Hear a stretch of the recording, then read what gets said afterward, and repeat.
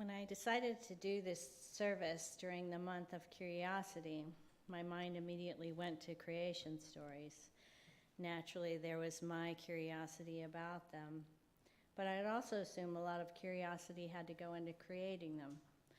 I've never really researched them before, but whenever I heard snippets of them, I always found them a bit mind-blowing.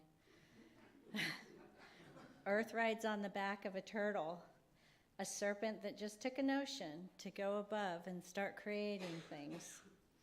Of course, I'd assume that there was a large element of fear involved as well. Is the sun going to come back? Especially if you live in a region where the sun leaves for a large part of the year. That would have to be pretty scary. I've been wondering what my creation story would look like.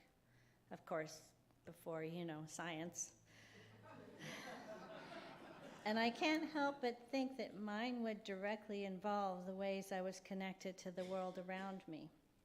I have to believe that it would have a lot to do with the sun, as you can probably tell by the way I keep mentioning it. Even in a climate like ours, the sun going away in the evening and coming back in the morning would have to be quite a miracle. It's scary at night. Predators with better vision are out hunting, not to mention creepy crawly things out to get you. Maybe I'm letting my contemporary fears creep in. In fact, I've seen a documentary about a tribe in the Amazon hunting these huge tarantulas that they would roast on the fire and eat. The meat looked like lobster, and they were very happy to be eating it. I'm a woodsy girl, but I don't think I'm that woodsy. Surprisingly, in all the stories that I read leading up to this, the only one that I could find that talked about people being stewards of the earth was our children's story today about the rainbow serpent. In fact, there's a direct threat. If you don't take care of this precious gift, a new world will be made, and there will be no room for people there. Other stories may have originally had this element, it's hard to tell. Also, this could have been a later addition, since Australian Aboriginal culture is the longest continuing culture in the world that still exists. Cave drawings of the rainbow serpent have been dated back 40,000 plus years. I found a lot of surprises in my reading. Ice giants, dragons, people being born from armpits, out of pea pods or eggs, a giant skull being held up by dwarves as our sky.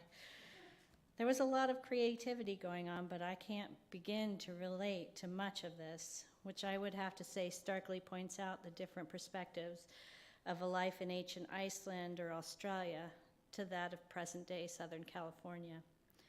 Can any of you imagine coming up with a creation story that involves themes like this? Very different life experiences for sure. I want to share with you a bit of the myth of the sun god Ra. I found this myth in a book titled In the Beginning, Creation Stories from Around the World as told by Virginia Hamilton.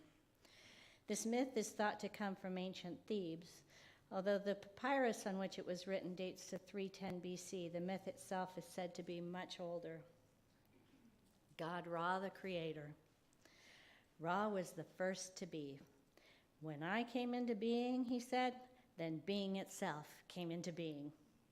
He spoke these words so they would not be forgotten. God, Ra's father, did he come after Ra? I don't know. Was the waters called Nun. I put together in Nun some of the things, said Ra, before I found a place I could stand. I was alone. I made every form. Ra set himself under the horizon every evening. Each night he crossed the underneath sky in his boat. This was not easy, for the underneath sky was a dark and terrible place. The dragon, Apophis, lived in the underneath sky. It waited to destroy God Ra. Each dark time, the dragon whipped his green tail back and forth, and each time, Ra fought the dragon and his mighty tail with all of his strength. Ra's power was felt. Even though the dragon Apophis lived on, the smaller forces of darkness and disorder that came out of him were slowly being overcome. God Ra spoke these words, Many were the beings that came out of my mouth. This was before there was heaven, before earth came into being, and before the ground and creeping things were created. Then they, too, started into being. God Ra spat out the god of air. You will be called Shu, he said. He sputtered out the god that was moisture and said, I name you Tefnut. It was Ra's father, the waters called Nun, who raised Shu and Tefnut. All of this time, Ra had but one eye. He sent it forth to be watchful of his children, and though the eye was distant from them, it followed Shu and Tefnut down through the ages. I wept with pleasure over my children, said Ra. Then I came into this land, and Shu and Tefnut brought my eye, and my eye was angered. For in its place I had made another eye, the eye I wept with. I called my second eye the golden one. Shu and Tefnut brought two more gods into being. They were Nut and Geb, and they were too closely connected. Shu set them apart. He lifted the female Nut up with her own gods. Nut counted her gods and made them stars. And then Shu, the god of air, let his arms support Nut, and his arms kept the heaven apart from Geb. Geb stayed in the lower world and was the earth. And Ra took back his eye that was angered. He put it in the center of his head to shine forever upon the earth. All of this time, men had come into being from the tears Ra had shed with his second eye, and from the roots of his two eyes, he made whatever lives among the creeping things of snakes and insects, plants of all kinds. So it was that out of Shu and Tefnut came Geb and Nut, and when Geb and Nut were separated, the earth and sky were parted. Geb and Nut, earth and sky, brought the lesser gods, Osiris, Isis, and Horus, into being, and many others, one after the other. All of these lesser gods spoke in magic, and they destroyed any enemies of Ra by the charms of their speech. And it was the god Ra who sent them out to overthrow the evil dragon Apophis. Finally, it was done. The words that were spoken were not forgotten. God Ra could say them far and wide. The dragon is the one fallen. He cannot see. I say that a curse is cast on him. I have swallowed his bones. His bones are not. His skin is not. His name is not. His children are not. I say he is fallen and overthrown. Therefore, each morning, God Ra comes up shining in all of his splendor on the other side of the world.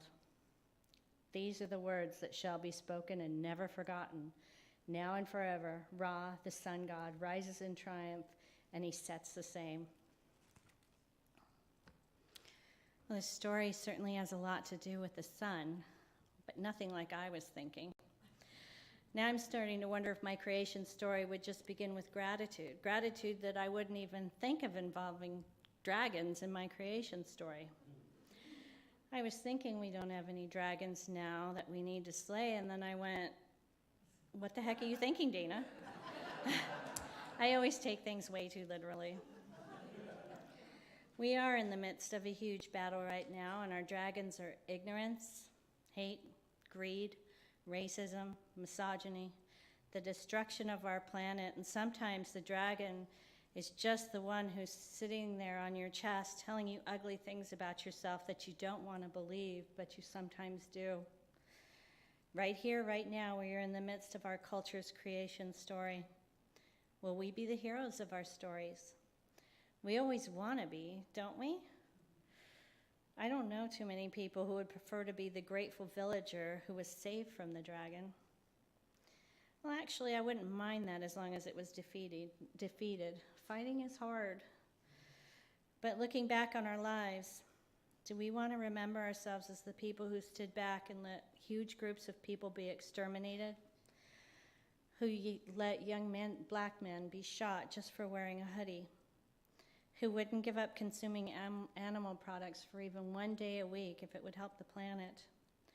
Who avoided uncomfortable conversations so that the people around you were never challenged in their hateful rhetoric, and in your silence, you were silently endorsing them. I think my creation story would start with connection. connection with the sun and the moon and the earth and the water, connection with all of you and whoever I come in contact with. I know that can give me strength to fight the fight that happens inside myself, that dragon that tells me there's nothing I can do, that I am powerless against that much larger dragon. What would be the elements of your creation story? What do you value? What are you willing to fight for? Which dragons will you fight? Do you have a smaller dragon inside of you like I do that you need to deal with before taking on that much larger one? There are multitudes of dragons to choose from, and they all seem vitally important, don't they? What is the answer? Maybe be aware of the dragons around you and just take them on as they come? Or maybe be the champion against those who you feel drawn toward and take them down with all the passion that you would an actual dragon who was set to burn down your village. When we come out of the other side of all this, what shape will your story take? Will you be able to say, the dragon is the one who has fallen. He cannot see. I say that a curse is cast on him. I have swallowed his bones, and his bones are not. His skin is not. His name is not. His children are not. I say he is fallen and overthrown. And each morning will you rise as God Ra comes up shining in all of his splendor on the other side of the world. Blessed be.